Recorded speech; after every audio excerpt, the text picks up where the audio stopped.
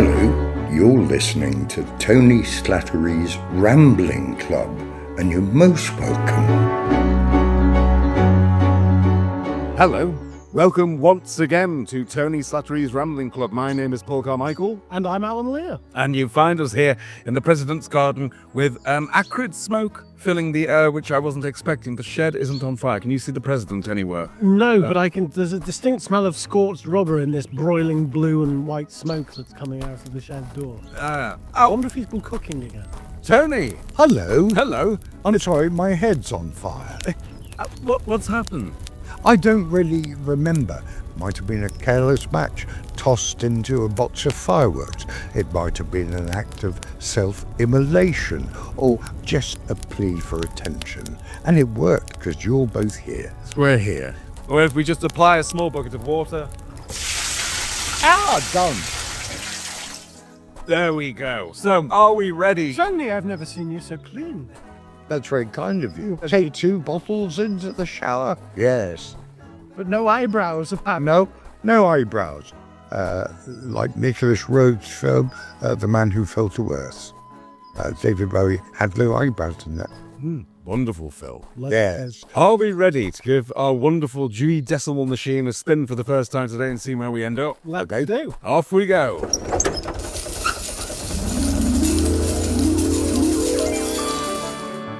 Tony's enchanted bingo machine.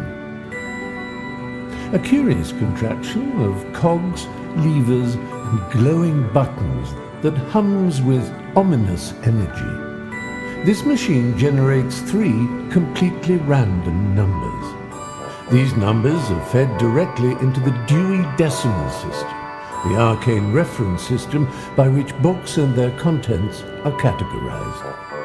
In this way, the bingo machine conjures from thin air a topic of conversation so enthralling, so wildly unexpected, that it leaves the members of the Rambling Club both bewildered and vaguely excited. And thus, another evening is saved from the brink of boredom, thanks to Tony's marvellous, possibly haunted and entirely inexplicable bingo machine.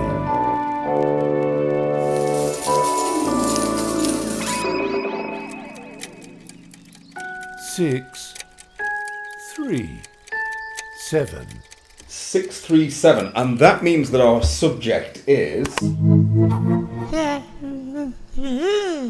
processing dairy and related products. Well, I mean, this is a subject in which we're all well versed. I think we're going to get a lot out of this one.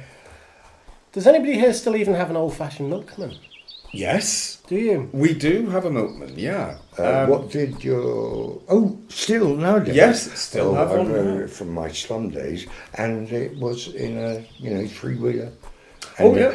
They bottles of orange squash as well as a treat, and he was well known to everyone, knew everything about everyone in the street, and you knew because it was about 7 a.m. and he shouted, "Moko!" But ours now delivers at about 3 in the morning, presumably so he can go off to his second job or something during the daytime, I've no doubt.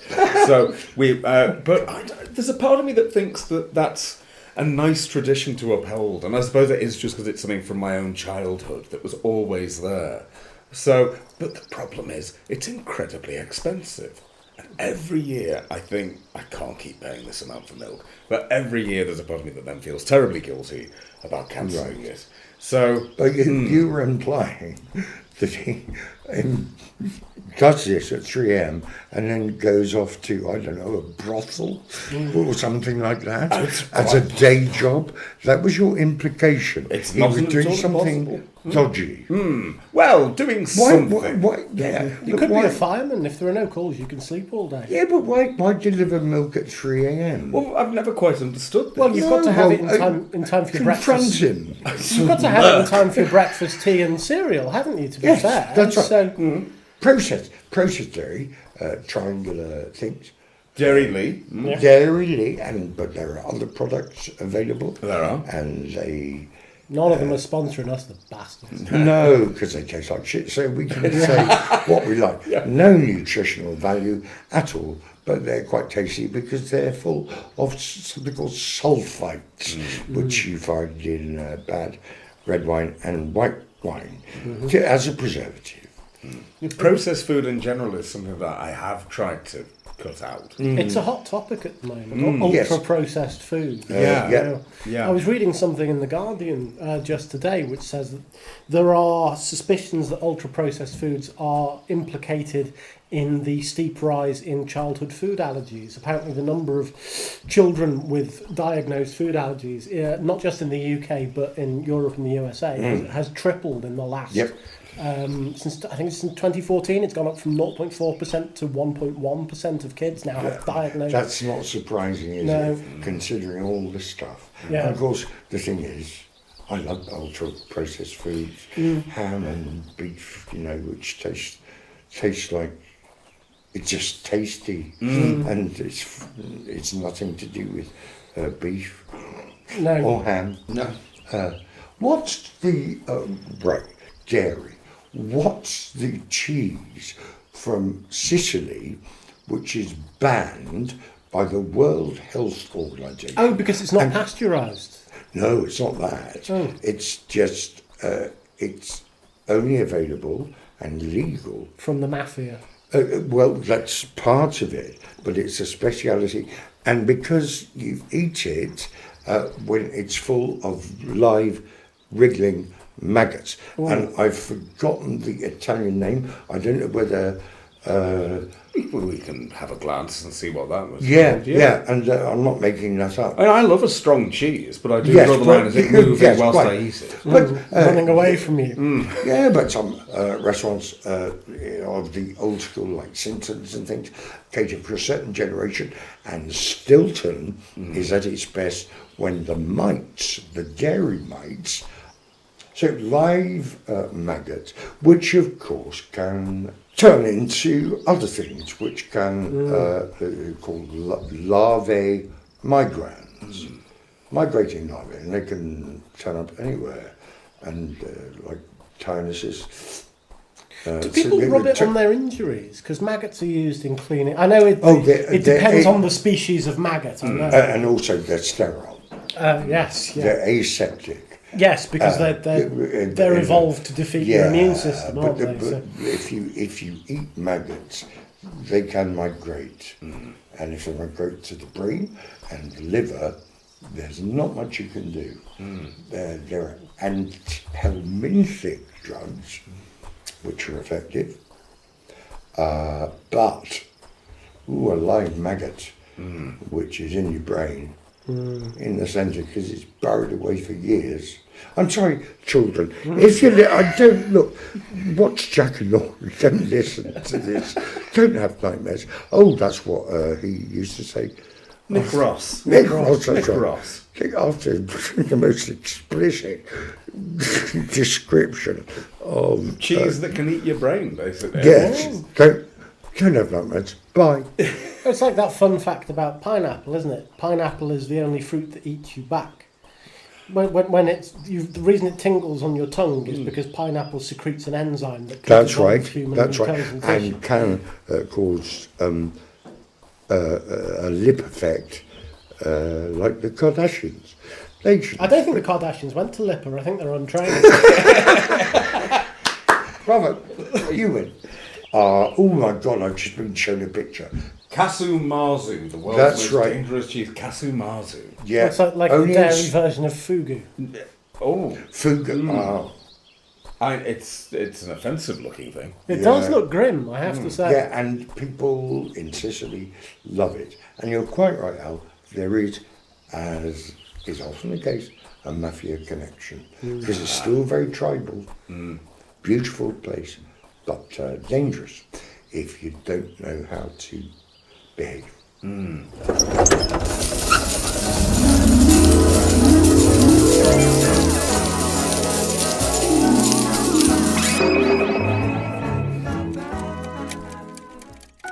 2, 9, 6, 4. Well, here we are. We've got 296, but I also had a 4. So 296.4, traditions and rites. Ooh. So, traditions and rites. I'm a fan of any old English tradition, I have to say. Well, not any. There's bound to be some peculiar one. Badger baiting. Not so much on that side of thing. However, there is a part of me, though I can be terribly sceptical about religion and that sort of thing, which take me to a stone circle at sunrise, and for some reason I feel a connection with that. And I don't know if that's just because of things I've read that make me feel like I should have a connection with it. But that idea of ancient rites, things that connect us to the landscape, is a very beautiful thing. There was a stone circle, well, there still is a stone circle, in the Lake District, which I remember wandering around and getting totally just lost. Just wandering through it. I must have been there for the best part of an hour, just enjoying what must have happened there before to mark that out as somewhere special. What brutal sacrifices. Oh, that must have been great seeing all those guts spilled. Potentially, yeah. Well, we've got the amphitheatre in Chester, of course, with its tethering block.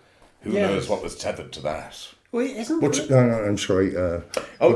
In Chester, so there's a tethering block. What does that mean? I'm So sorry. it's a piece of rock, and Yep. it's had a small metal ring stuck into it, so that you can tie people to it and they can't escape. Oh, I see.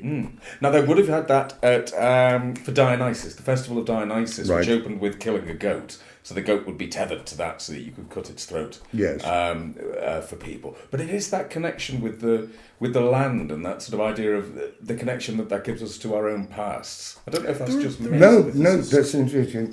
Sorry, you just remind me of sort of medieval things. When I had money and I spent it wisely, I used to take Mum and Dad and my sis on holiday. And one of our favourite places to go was Amberley Castle, which is beautiful. It's 9th century, and in the grounds they have an oubliette, and it is really scary to look down. And they do a tour and they shine a tour. It's really deep, and they just forget. Hence the term, just chuck the prisoners in, forget about them. And often the prisoners would eat each other and sometimes themselves before they died. So in that sense, it's more gruesome than the tethering thing. Yeah. I always thought that was. I think I learned that word from the film Labyrinth, oubliette, and it's always stuck with me because of the awfulness of a forgetting place. That's right. That's right. And what's the term for when they press you? I think it just might be. It's just pressing yeah. torture, and you put block upon block. You put stones on top of somebody. That's right. And it was used in the Americas as a death penalty for witchcraft trials. That's right. And not only with the Witchfinder General, it was used as a torture as well. Yes. And the absurdity of if you die, you're a witch. If you live, you're a witch. I don't mean dunking, do I? Ducking. Yes. Ducking, not dunking donuts. No, it's not the same. Not the same franchise. No, that whole thing of it's proof of innocence if you die. Joseph Heller had nothing on the witch trials. Yeah, dear Lord. Yeah, it was. There's a school of thought, isn't there, that the Druids didn't actually partake of human sacrifice, and the propaganda by the Romans against them. It's Caesar's account, isn't it, of when he first arrives, and he describes wicker men and people painted blue. Yes. Quite possibly pure propaganda. Yeah. But then, of course, the modern... isn't there a lot to back up the blue bit with woes? Well, because that was plastered on dolmens and stone erections, and so you're saying people didn't. Well, no, I mean, I'm thinking probably more of the wicker man side of things. Oh, the I see. idea of building a giant structure just to burn people. It's obviously you've got the image from the film, The Wicker Man. Of course. It's a beautiful film. Yeah. But I think And also, we may go back to, that's not Britt Eckland's bottom. It's a stunt bottom. It's another stunt arse. Lots of stunt bottoms, it turns out. Lots of stunt bottom. Lots of stunt bottoms. Yes. That and the tall guy. Yes. My point is, you started it with the Wicker Man. Yes. Yes. So it's your fault. Okay. We've got onto Britt Eckland. Well, I don't suppose there's any particular reason to imagine that Caesar was any more an accurate eyewitness historian than many other of the... I mean, Marco Polo said that he'd met people with their heads in their chests and all sorts of bizarre... You know, so a lot of these things were just amped up for home consumption. But on the other hand, the modern druidic movement has no link to the ancient druids at all, because the Romans were so successful in stamping them out that it's purely a reconstructive exercise. There's no, you know, there's no continuity. They're very peaceful. Yeah. Ken Barlow is a druid. The character Ken Barlow. No, Yeah, the real actor. life. William Roach. Yes, William He Roach. is, yes. Really? Whom in my short stint on Coronation Street I met, utterly charming. Have you heard Brian Blessed's story about advising? He claims that he advised William Loach on how to do his audition for Coronation Street, because Loach was in Brian Blessed's theatre company. Oh, I didn't know. So Yes. Roach, not Loach. Roach. Apparently he'd been allowed to join the theatre company because he was quite a good carpenter, so he was good at building sets and things.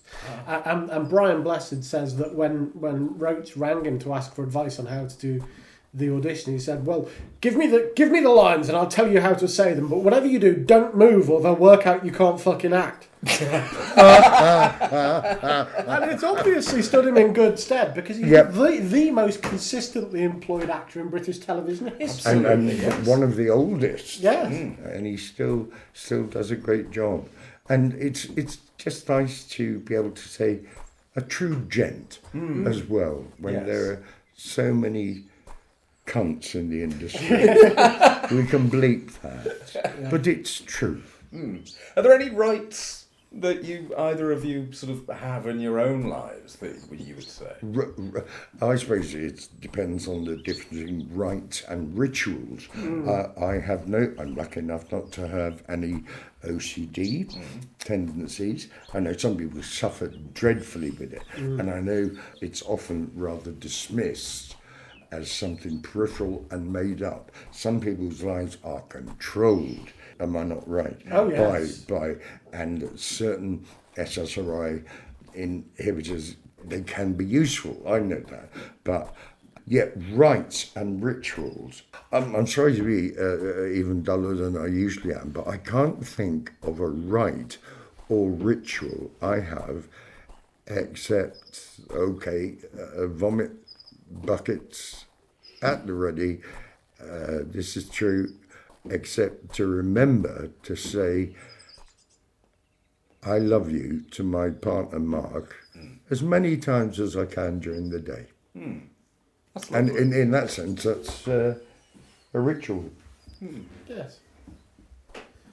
There's an episode of Scrubs, well, a couple of episodes of Scrubs, where Michael J. Fox plays a rather brilliant surgeon who has OCD.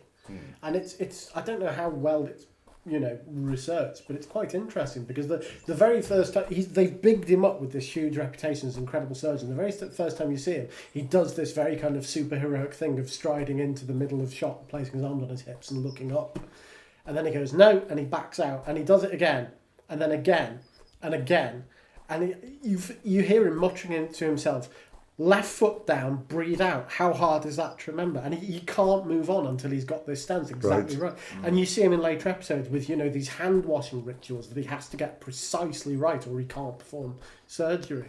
And it's quite interesting, because it's, as you say, it's quite a marginalised. People just think of it as you've got a quirk. You've got to turn the light off 5 times or something. But people do get imprisoned by these rituals. Completely. That's right. But it's fascinating, isn't it? The little things that you can't do that other people take for granted. I will never drive. I've got absolutely no ability when I've tried to drive a car once. I crashed it immediately. I've crashed everything I tried to drive. I've crashed a husky sledge.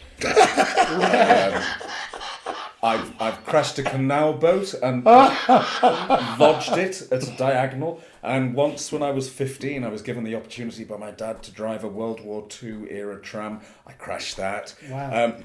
No ability, and I don't know what it is, but I just can't do it. It's strange, the quirks of mind. I had a friend at A-level who went to read ancient history at Oxford. Very bright guy. But I remember one lunchtime, you know the thing from Labyrinth where you've got the two guards, one lies, one... I remember one lunchtime sitting him down with diagrams trying to explain to him how it worked, and he just couldn't get it. It's just that thing about his mind just didn't quite work that way. Yeah.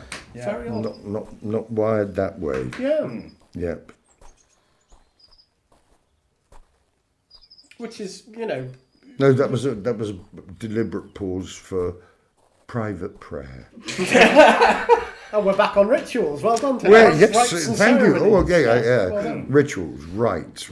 Well, of course, right. I was educated by Jesuits and sadistic nuns. Oh, thank you. I'm stamping the floor because memories coming back. The thing of first Holy Communion.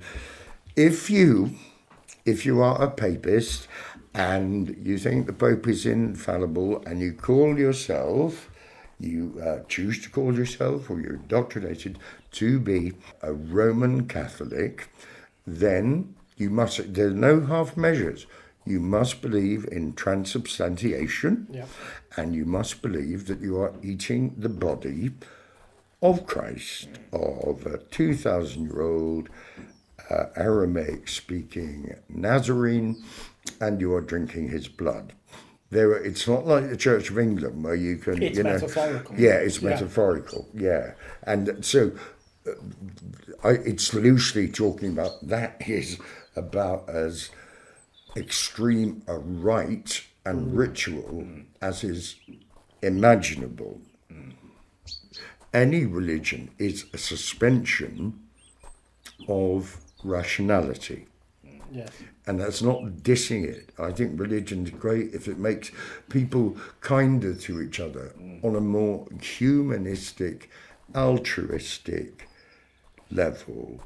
Otherwise, it's what did John Betjeman call the allure of the Church of England.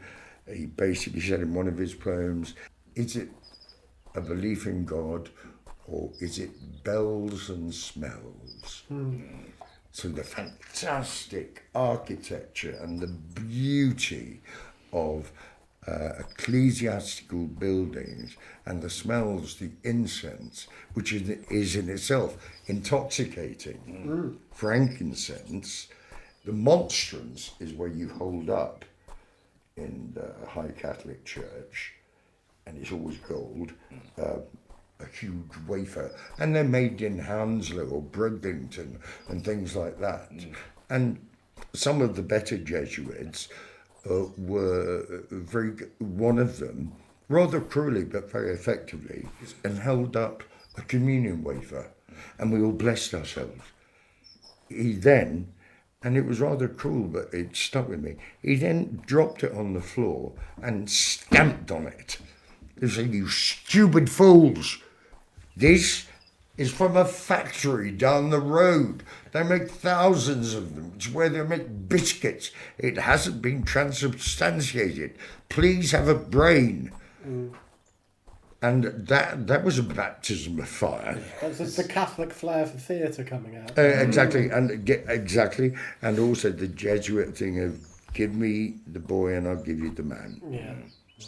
Well, I suppose, thinking of rites and ceremonies, when you get right down to it, the origin of all religion is a man sticking a knife into a pig to make the sun come back, isn't it? Yes. It's magical thinking rituals can change the world. Yes. And some of the, those are, thinking of ceremonies that I observe, some of those, the only ones I can think of are the ones that are not, that don't date back to that animistic practice, but are associated with bringing a Christmas tree into the home is one that I do, despite having no religion myself. And that is quite a modern expression of the Saturnine rite, but it's linked to these very, very ancient cycles of the year that hunter-gatherer ancestors. So what is it about us? I mean, as three people who I would say aren't particularly religious, what is the attraction still of things like, is it just the tradition of it that we get comfort from, maybe, or is there something deeper than that? I think a lot of it is comfort. It's like believing in the afterlife and hoping that dear ones who pass, they're up there, or wherever they are. They might be down there. If you believe in up there, you've got to believe in down there as well. You can't have it both ways. You can't go on about limbo and all those, let's hedge our bets here. No, I think it is a comfort thing, and it's often very, very comforting. And funerals can bring closure and comfort. Mark book gave me Francis Bacon's biography. His famous thing is, what would you want to happen when you're dead? And you just said, just throw me in a gutter in Soho, which is rather the opposite of a grand funeral at the Abbey. Sorry about this podcast if it's gone a bit dark. Mark Gatiss, who, as I understand it, is not a religious man, used to spend his Christmas Eves going to the midnight mass at Durham Cathedral, purely because he said he liked that sense of continuity, that he was doing something that people had done for 1,000 years, standing in that spot, listening to that service. You know, so I think there's an element of continuity that's comforting there. Right. We are such transient creatures. It's nice to know that we're part of And a also a change. huge element of awe-inspiring theatricality. Which is what Gothic architecture is But all about. of course, I remember my first night, and I didn't know anyone else in Cambridge. So my first night, alone in my room. I got there in the afternoon. I decided, I'll go to Evensong at King's, and it was a deeply spiritual experience, in that it was moving, and the way the huge, impossibly. They seemed 1,000 feet high. The doors swung open on the backs, and the sun was just setting, and the angelic choir was singing, "The day thou gavest," and I was in tears. And it can move, and I think it is theatre. A lot of it is theatre. Yes. I mean, a lot of it, being British, with a relatively old and relatively consistent culture, there are things we do whose origins are lost to time. We don't know why, we know the origins, but they're irrelevant. Things like giving people the key to the city, which gives them the right to drive 17 geese through the town centre every May Day. That's or something, right. And there was a wonderful thing Terry Pratchett said about Britain and traditions, which is that the attitude to tradition in Britain is very much, well, if you stop doing things just because you didn't know why you were doing them, you'd be no better than a foreigner.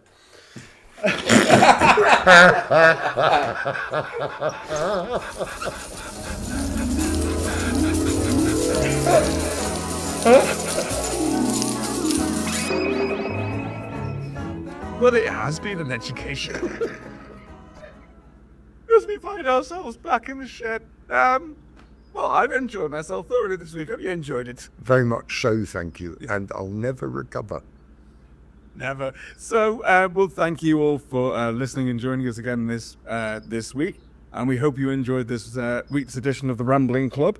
Yeah, the club meets every Friday, as you know. But if you would like to get in touch in the meantime, here's how you can find your fellow members. You can get in touch with us by visiting Tony's official website, which is at www.tonyslattery.com, and you can get in touch with us there using the contact form. We're also on that Twitter they have now, at Slattery Live. Feel free to use the hashtag TSRC to discuss any of this week's topics. I'm on Twitter too. You can find me at Paul Carmichael V. And Tony also has a Facebook group, which is at www.facebook.com/group/TheTonySlattery. And he's even on Instagram as well. You can find him on Instagram at Tony_Slattery_official. And how would I go about joining the Rambling Club myself? Well, Alan, it's odd that you should ask that, but if you would like to head us... It's not the right forum. If you get over to www.patreon.com/Slattery Live, then you can find for as little as £3 a month. You could have heard this 4 weeks ago, and in fact you can get 4 weeks ahead of everybody else with all of our episodes. You get a brand new episode that won't be heard anywhere else every single month. There's opportunities to meet with us. There's opportunities to get in contact in all sorts of ways, all sorts of opportunities. So go over to www.patreon.com/Slattery Live and have a look. You'll be finding us all. And now it's over to Carol Vorderman with the weather. Hi. Over to you, Paul. Later. Hello, I'm Carol Vorderman with the weather, and the Tories are bastards.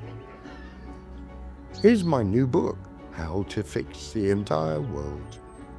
So, Shady will be back to lead us in another ramble next Friday. We hope that you will join us again. Until then, it's a goodbye from me, Paul Carmichael. It's a goodbye from Mr. Alan Lear. Ta-da! And it's a goodbye from the president of the Rambling Club, Mr. Tony Slattery. Thank you very much for listening. Bye-bye. You have been listening to Tony Slattery's Rambling Club with your host, the club president, Tony Slattery. He was accompanied by Stephen Fry as the voice of the bingo machine. Tony was assisted by Paul Carmichael and Alan Lear. The music was composed and performed by Michael Livesley and Andy Frizzle. Silly voices are by Michael Livesley and the show's concept is by Paul Carmichael. Our producers are Stuart Morris and Alan Dybing, and the show's series producer is Erica Lear. Our executive producer is Chris Castle, and the series executive producer is Mark Strickson. Tony Slattery's Rambling Club is a Fanfinital production.